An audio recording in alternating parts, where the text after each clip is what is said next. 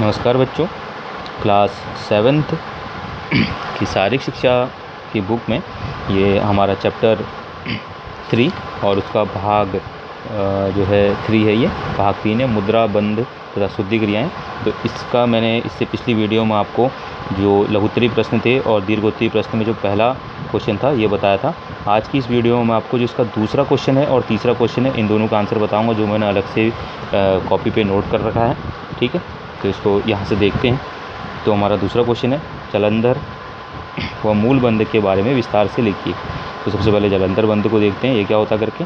पद्मासन में बैठकर श्वास अंदर लेकर दोनों हाथों को घुटनों पर टिका दीजिए। यानी कि आपने पद्मासन में बैठना है, फिर सांस को अंदर लेना है। ठीक है, और जो हमारे दोनों हाथ हैं वह कहाँ पर, घुटनों पर हमारे लगे होंगे, और थोड़ी को नीचे झुकाते हुए कंठकूप में लगाना। जो हमारी थोड़ी होती है, जो ये गर्दन यहाँ पर होगी हमारे मुंह के सबसे नीचे, थोड़ी कहते हैं इसको झुकाते हुए कंठकूप, जहाँ पे स्वर यंत्र होता है हमारे गले में, वहाँ पे लगाने का प्रयास करना है। तो यह जो है जलंधर बंध कहलाता है। अब इसके लाभ क्या हैं? कंठ मधुर व सुरीला होता है, गले के सभी रोगों में आराम मिलता है। ठीक है, अब दूसरा हमने बताना है क्या, मूल बंध के बारे में। ठीक, तो ऐसे मूल बंध हेडिंग डाल लेंगे। पद्मासन में बैठकर गहरी श्वास भरकर आंतरिक कुंभ करते हुए गुदाभाग व मूत्रेंद्रिय को ऊपर की ओर आकर्षित करें। यानी कि पद्मासन में बैठना है हमने। ठीक है, पालथी मार के जैसे बैठते हैं। ठीक है, श्वास को अंदर की ओर लेना है। ठीक है, और जो गुदाभाग और मूत्रेंद्रिय है इसको ऊपर की ओर खींचने का प्रयास करते हैं। ठीक है, तो इस बंध में नाभि के नीचे वाला हिस्सा खिंच जाएगा। जो नीचे नाभि के नीचे वाला हिस्सा होगा वो ऊपर की ओर खींचेगा। ठीक है ना। तो इस बंध का लाभ होता है, यह बंध जठराग्नि को तीव्र करता है। यह बंध बवासीर रोग में अत्यंत लाभकारी है। ठीक है, जठराग्नि यानी कि भूख और प्यास जो है ये बढ़ाता है। ठीक, फिर हमारा तीसरा क्वेश्चन है, दीर्घोत्तरी गई शुद्धि क्रियाएँ क्या हैं?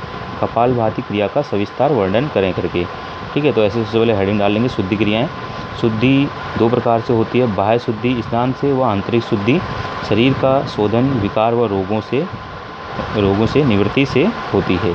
ठीक है, यानी कि अंतरात्मा अपने मन की शुद्धि करना, वो आंतरिक शुद्धि में आई, और बाह्य शुद्धि स्नान के द्वारा होती है। ठीक है, अब इसमें कह रहा है वो कपालभाति क्रिया का सविस्तार वर्णन करना है, तो कपालभाति का हमने इसमें बताया है, हेडिंग डाल लेंगे।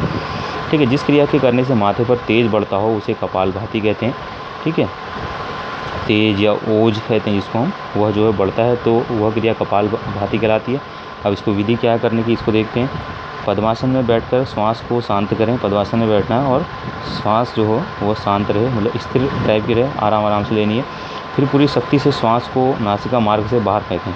ठीक है, पूरी शक्ति से जो है श्वास को जो है हमारी जो है उसको अपने नाक द्वारा बाहर फेंकना है। सांस लेने का प्रयास न करें, यानी कि उस समय तक सांस लेने का प्रयास न करें। इस क्रिया को पहले धीरे धीरे तथा अभ्यास के बाद गति बढ़ा सकते हैं। नहीं, लगातार जो है इसको लगातार श्वास को बाहर फेंकते रहना है। प्रारंभ में 10 से 15 बार तथा अभ्यास के बाद 50 से 60 बार करें। ठीक है, तो शुरुआत में जो है आपने 10 से 15 बार ये करनी है और उसके बाद 50 से 60 बार करने का प्रयास करना है। ठीक है, तो ये होती है आपकी कपालभाति करने की विधि। ठीक, अब इसके हम लाभ जान लेते हैं। ठीक है, तो पहला लाभ है इसमें, हृदय व फेफड़े मजबूत होते हैं। ठीक है, दूसरा माथे, मस्तिष्क व मुख पर आभा व सौंदर्य बढ़ता है। तीसरा, मन स्थिर, प्रसन्न व शांत रहता है। ठीक है, चौथा, मोटापा, मधुमेह, कब्ज, पित्त रोग दूर होते हैं। ठीक, पाँचवा, कफ, दमा, श्वास आदि रोग नष्ट हो जाते हैं। ठीक है, तो जो है ये काफ़ी जो है रोगों में और जो है हमारे विभिन्न अंगों को मजबूत करने में जो है ये कपालभाति जो शुद्धि क्रिया है ये जो है कार्य करती है। ठीक है, तो आपने जो है इनको अपनी फेयर कॉपी में अब कंप्लीट कर लेना है। ठीक है, ये चैप्टर यहाँ पे कंप्लीट हो जाएगा। इसके बाद मैं आपको जो नैतिक शिक्षा का हमारा अगला पार्ट है उसको करवाऊँगा। ठीक।